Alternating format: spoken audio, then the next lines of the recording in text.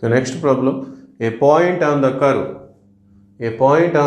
fx is equal to root of x square minus 4 defined in closure interval 2 comma 4 where the tangent is parallel to the chord joining 2 points on the curve. Okay, so oka function icharu, dani yokka interval icharu domain. So ee function yokka tangent, okay, ee curve yokka tangent anedi parallel to the chord joining 2 points on the curve. అది ఈ tangent అనేది card తోటి ప్యారల్గా ఉంటుంది. ఎక్కడ ఉంటుంది ప్యారల్గా అని చెప్పేసి అడుగుతున్నారు వాళ్ళు. సో ఈ కర్వ్ మీద ఉన్నటువంటి ఒక పాయింట్ దగ్గర టాంజెంట్ అనేది కార్డ్కి ప్యారల్గా ఉంటుంది. ఆ పాయింట్ ఎక్కడ, ఏ పాయింట్ దగ్గర tangent is parallel to the chord. Okay, ఆ పాయింట్ అడుగుతున్నారు వాళ్ళు.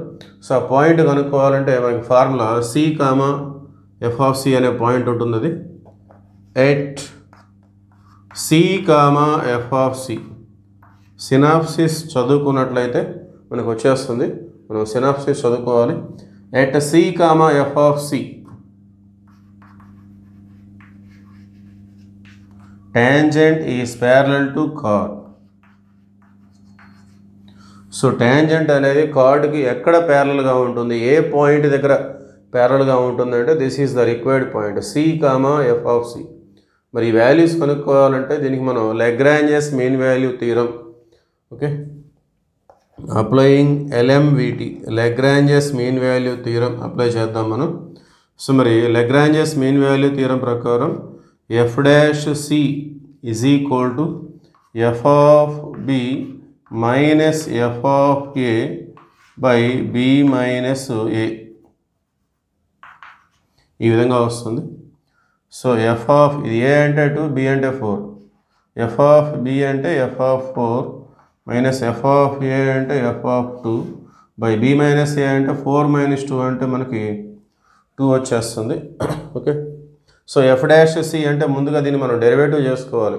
ఇది రూట్ ఎక్స్ మోడల్లో ఉంది కాబట్టి డెరివేటివ్ ఆఫ్ ఎఫ్ఎక్స్ అంటే అది రూట్ ఎక్స్ మోడల్ కాబట్టి 1/2 root x, 1/2 root x square minus 4. కానీ లోపల ఉన్నది ఎక్స్ కాదు, అది ఎక్స్ స్క్వేర్ మైనస్ 4. దాన్ని మళ్ళీ మనం సపరేట్గా డెరివేటివ్ చేసుకోవాలి. Derivative of x square is 2x, derivative of 4 అంటే 0. సో టోటల్గా ఈ ఫంక్షన్ యొక్క డెరివేటివ్ ఇది. ఇక్కడ 2 క్యాన్సిల్ అయిపోతుంది.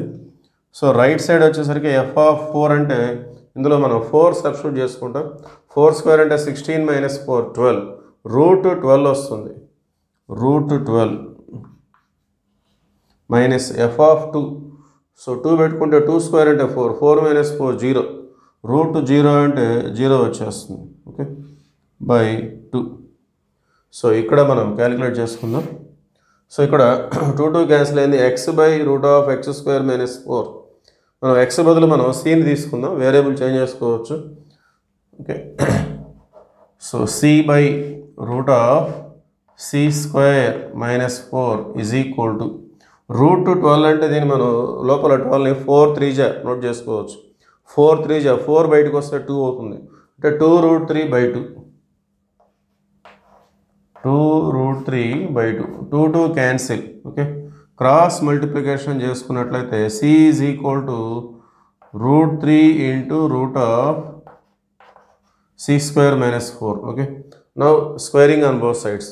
సో రూట్ పోవాలంటే స్క్వేరింగ్ చేసుకోవాలి. స్క్వేరింగ్ చేస్తే C square, left side C square వస్తుంది, రైట్ సైడ్ ఈ 2 రూట్స్ క్యాన్సిల్ అయిపోతాయి. 3తో మల్టిప్లై అవుతుంది. 3 into C square, 3c square minus 3 4 12. Okay, so 12 left side వస్తే plus, c square right side వెళ్తే మైనస్. సో ఇది రైట్ సైడ్ వెళ్తే minus 3c square minus 2c square అంటే సో ఫైనల్గా 2c square is equal to 12. Okay, let us see continuation.